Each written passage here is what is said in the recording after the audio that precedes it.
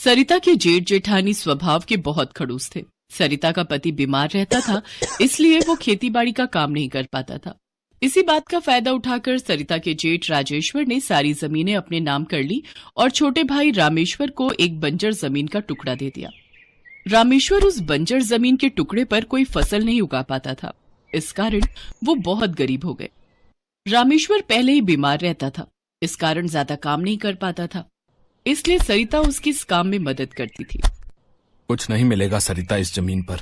हम जितनी मर्जी खेती कर लें, हल चला लें, पर ये बंजर जमीन हमें कोई फल सब्जी नहीं देगी। राजेश्वर भैया ने हमारे साथ धोखा किया। मेरी बीमारी का फायदा उठाकर मेरे से जमीन जायदाद के कागजों पर हस्ताक्षर ले लिए। क्या करूंगा जीकर इस दुनिया में, जब भाई ही मेरा नहीं रहा। ऐसा ना कहो, आप हो तो मैं हूँ। अगर आपको कुछ हो गया तो मैं भी जीकर क्या करूंगी? मेरा तो कोई भी सहारा नहीं है। चल अब घर चलते हैं, शाम होने को आई है। बंजर जमीन के कारण रामेश्वर बहुत ही परेशान रहने लगा था। घर में खाने को लाले पड़ गए थे। नहीं भाई, इस जमीन के तो मैं तुम्हें कोई दाम नहीं दूंगा। ये तो बंजर जमीन है। अगर मैं तुमसे खरीद भी लूं तो आगे कोई भी नहीं खरीदेगा। मेरा तो नुकसान हो जाएगा भाई। अब क्या करूं, कुछ समझ नहीं आ रहा। घर में खाने के लिए कुछ है नहीं, कैसे घर चलेगा।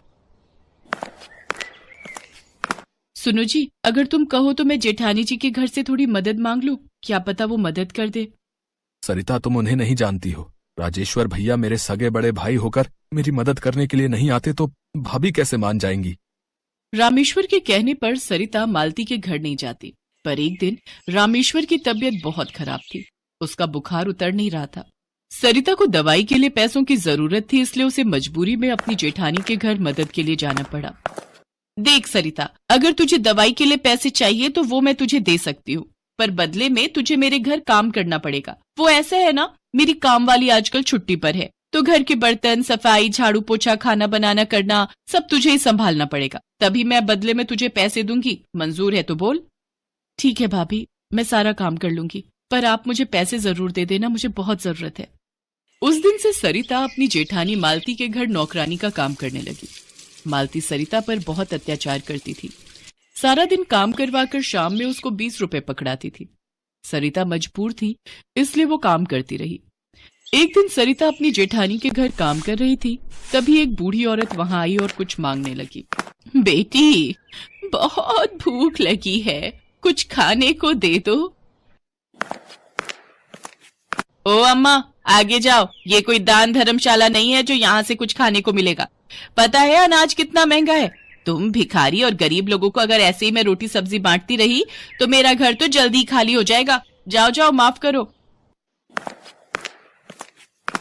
जेठानी जी, लगता है बेचारी बहुत भूखी है। रोटी के डिब्बे में रात की 2 रोटियां रखी है, वो कोई भी नहीं खाएगा। अगर कहो तो वो मैं इन बूढ़ी अम्मा को दे दूं। पता भी है 2 रोटियां कितनी महंगी है। एक शर्त पर देने दूंगी, अगर तू वो 2 रोटियां देना चाहती है तो आज के 20 रुपए तुझे नहीं मिलेंगे, वो तुझे कटवाने पड़ेंगे। कोई बात नहीं जेठानी जी, आप आज मुझे पैसे मत देना, पर इन बूढ़ी अम्मा को कुछ खाने के लिए दे दो।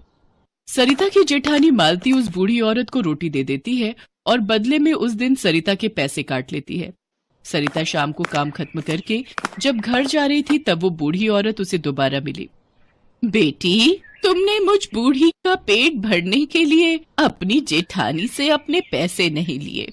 तुम सचमुच बहुत दयालु हो। जो दूसरों की मदद करते हैं, ईश्वर भी सदैव उनकी मदद करते हैं। पर अम्मा, अब तो मैं बहुत हिम्मत हार चुकी हूँ। कब तक मैं जेठानी जी के ताने सुनूंगी? काश हमारी बंजर जमीन पर खेती हो जाती तो आज हम भी खुशी खुशी जीवन बिता रहे होते। सरिता उस बूढ़ी औरत को अपनी सारी दुख भरी कहानी बताती है। घबराओ नहीं, सब ठीक हो जाएगा। मेरे पास तुम्हें देने को ज्यादा कुछ तो नहीं, पर ये 5 भिंडी है। अपनी बंजर जमीन पर 5 जगह एक एक भिंडी बो देना, फिर अगले दिन तुम्हारे सारे दुख दूर हो जाएंगे। सरिता को 5 भिंडी देकर वो बूढ़ी औरत वहां से चली गई। सरिता भिंडी लेकर घर आ गई। बूढ़ी अम्मा के कहे मुताबिक सरिता ने 5 भिंडी अपने बंजर खेत पर अलग अलग बो दी। सरिता, इन 5 भिंडियों से भला हमारी बंजर जमीन पर ये थोड़ी है कि भिंडी की खेती हो जाएगी। अरे तुमने कैसे विश्वास कर लिया? तुमने पूरा दिन भाभी के घर इतनी मेहनत की और जो पैसे कमाए उस बूढ़ी अम्मा को दे दिए हैं? अरे सरिता, तुम अपने बारे में भी तो कुछ सोचा करो। अब तुम क्या बनाओगी और क्या खाओगी, बताओ। कोई बात नहीं जी, बूढ़ी अम्मा ने प्यार से दी थी, कई बार बड़ों के आशीर्वाद में ईश्वर के आशीर्वाद जितना असर होता है, इसलिए मैंने उन भिंडियों को खेत में बो दिया। बाकी थोड़े से चावल रखे हैं, आज आप और मैं मिलकर वही खा लेंगे। सरिता और रामेश्वर उस रात चावल उबालकर वही खाकर सो गए। अगले दिन सरिता जब सोकर उठी तो उसकी नजर बंजर खेत पर गई। उसने देखा उसके खेत में सोने की भिंडी उगाई है। सरिता खुशी से झूम उठी। सुनो, जल्दी बाहर आओ, वो देखो हमारे खेत में सोने की भिंडियां उगाई हैं। हाँ सरिता, सचमुच हमारे बंजर खेत पर तो सोने की भिंडी की खेती हो गई है। ये सब कैसे? लगता है वो बूढ़ी अम्मा जरूर कोई भगवान का अवतार थी, तभी उन्होंने कहा था कि हमारे सारे दुख दूर हो जाएंगे। जल्दी से इन भिंडियों को तोड़ लेते हैं। हाँ हाँ चलो। सरिता और रामेश्वर मिलकर सोने की भिंडियां तोड़ लेते हैं। रामेश्वर उस सोने को बाजार में बेच देता है। सरिता ने उन बूढ़ी अम्मा को बहुत ढूंढा, पर कहते हैं ईश्वर कब किस रूप में हमारी मदद को आए ये कोई नहीं जानता। हमारे पास उन बूढ़ी अम्मा की कृपा से सब कुछ है। हमारे सारे दुख के दिन दूर हो गए। मैं सोच रही थी क्यों ना हम गरीबों के लिए एक धर्मशाला खोलें, जहाँ पर मुफ्त खाने के लिए भोजन और सोने के लिए जगह का प्रबंध हो। तुम ठीक कह रही हो सरिता, मैं आज ही इस बारे में गांव के जमींदार साहब से बात करता हूँ। रामेश्वर के पास अब बहुत सारे खेत थे, पर उसने अपने भाई भाभी से बिल्कुल नाता तोड़ लिया था, क्योंकि मालती ने जो सरिता की मजबूरी का फायदा उठाया था वो भूलने वाली बात नहीं थी।